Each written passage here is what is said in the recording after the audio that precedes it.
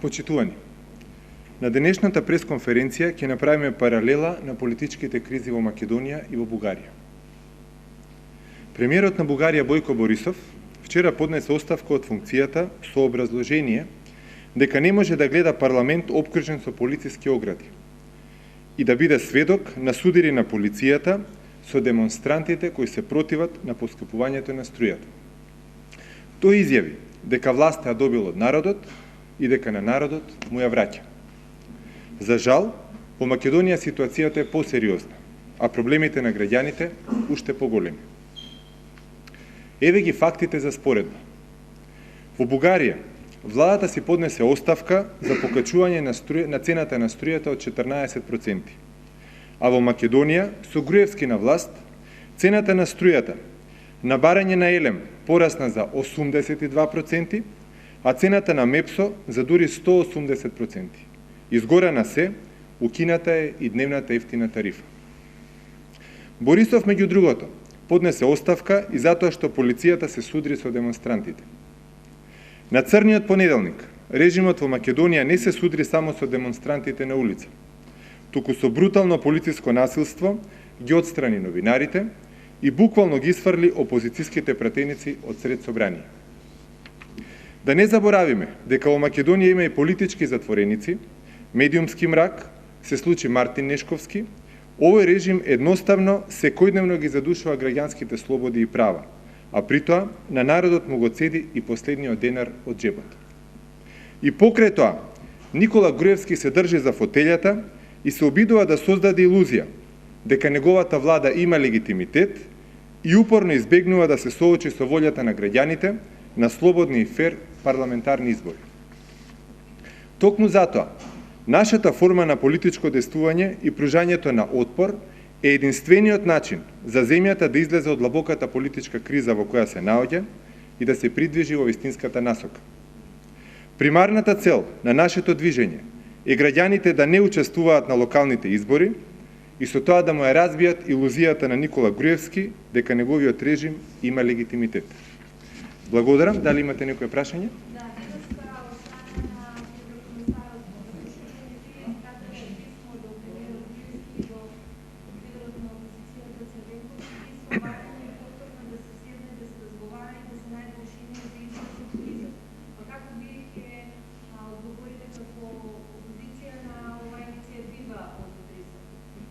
Точно е дека такво писмо е испратено од комесарот Филе, добивме такво писмо.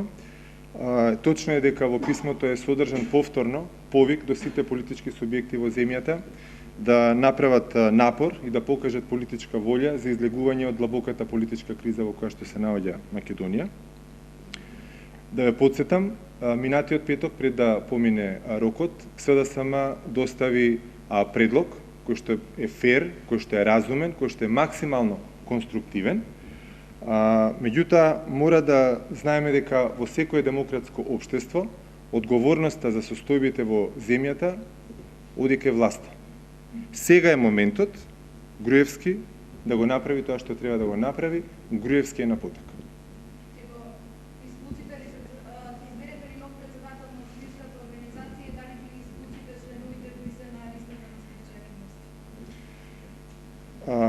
Видете сега, значи, Стефче Јакимовски, СДСМ е голема политичка партија, продолжува да функционира најнормално, значи во полна функционалност е општинската организација во Карпош, ако ме прашувате за тоа. Значи, СДСМ си има своја општинска организација во Карпош, не е Стефче Јакимовски СДСМ во Карпош.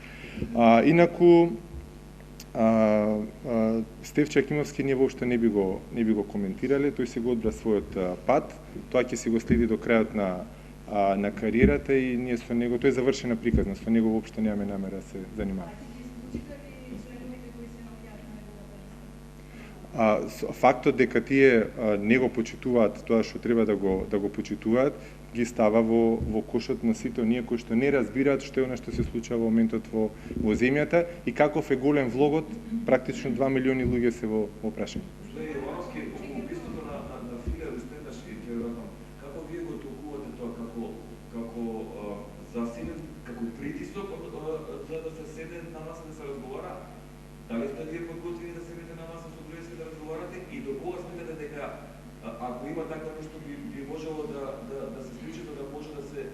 компромисно решение, до кога нема да биде прекасно?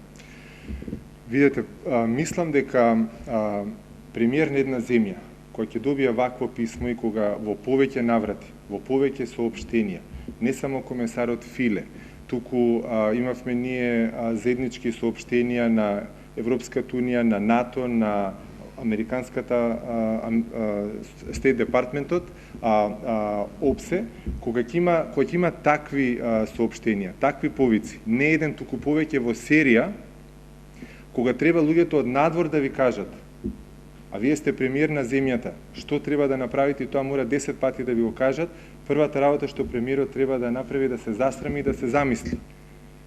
Дали тој тоа го смета за засилен притисок или не, јас не можам да кажам. Меѓутоа, мислам дека тој се уште не ја сваќа сериозноста на ситуацијата во која што се наоѓа Македонија.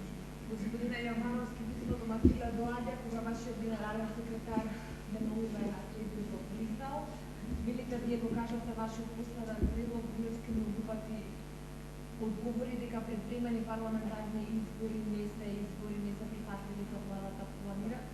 Возможно ли е вие да направите оставка и да се кажете предвремени парламентарни избори? Значи, точно е дека секретарот на партијата Петров е во Брисел.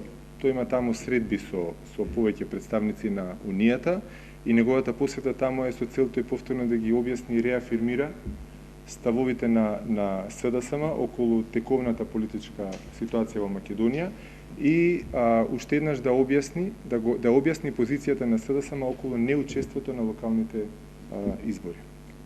Ние нашиот предлог го дадовме, ќе повторам, на потек е премиерот Груевски. Да се надеваме дека ќе разбере во каква сериозна политичка криза се наоѓа Република Македонија.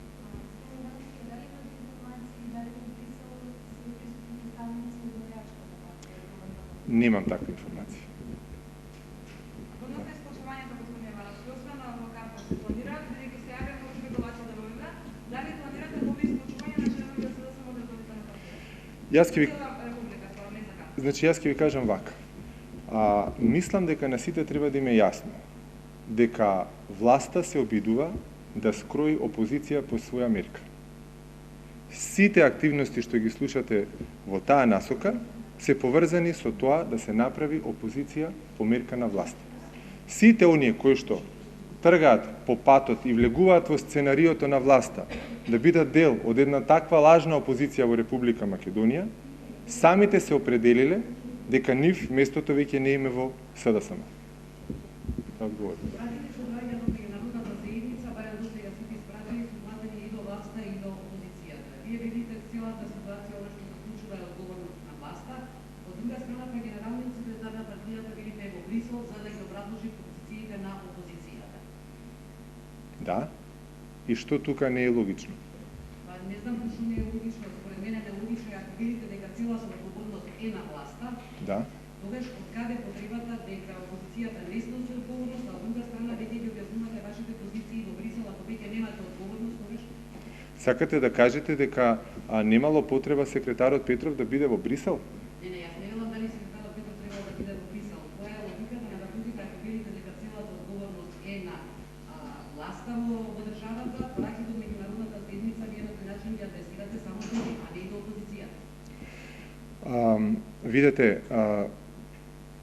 секој разумен и одговорен политички субјект во ситуација на длабока политичка криза ќе се обидува да влијае да се спаси што може да се спаси за земјата. Целата активност на СДСМ и на целиот Сојуз за еднината со целата тежина што ја носат 440.000 гласови добиени на последните парламентарни избори се насочени кон тоа.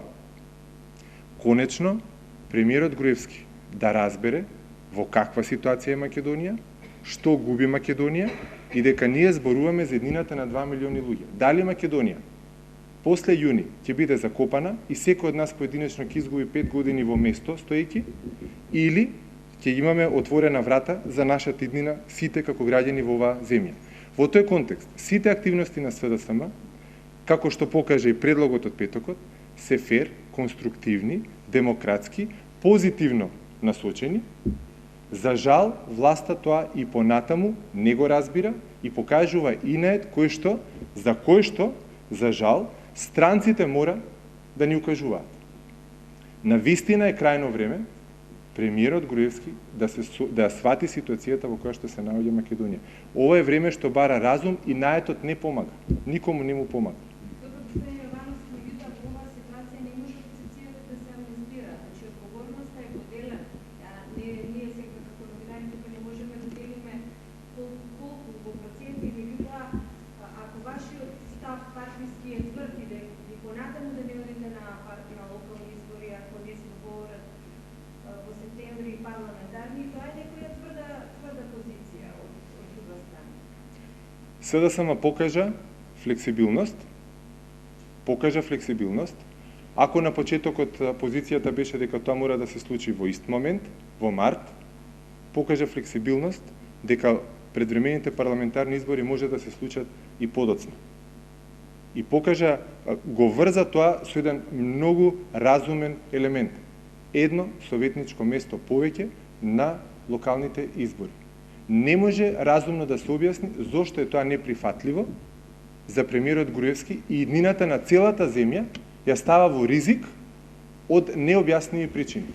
Ние како земја имаме, како граѓани, сериозен проблем. Имаме премиер кој што заради сопствениот инет иднината на 2 милиони луѓе става во ризик. Сакавте? Да.